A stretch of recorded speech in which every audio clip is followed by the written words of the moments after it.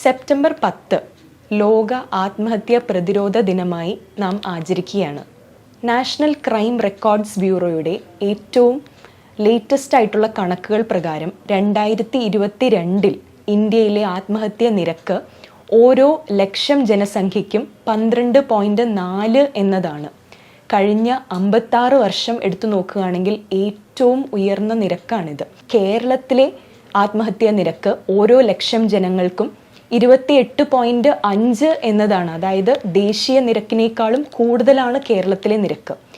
ഇനി ഇന്ത്യയിലെ തന്നെ പ്രമുഖ നഗരങ്ങൾ എടുത്തു നോക്കുകയാണെങ്കിൽ കൊല്ലത്താണ് ഇന്ത്യയിൽ തന്നെ രണ്ടാമത് ഏറ്റവും കൂടുതൽ ആത്മഹത്യാ നിരക്കുള്ള ഒരു നഗരം. അതായത് 42.5 എന്നതാണ് കൊല്ലം എന്ന നഗരത്തിലെ ആത്മഹത്യാ നിരക്ക്.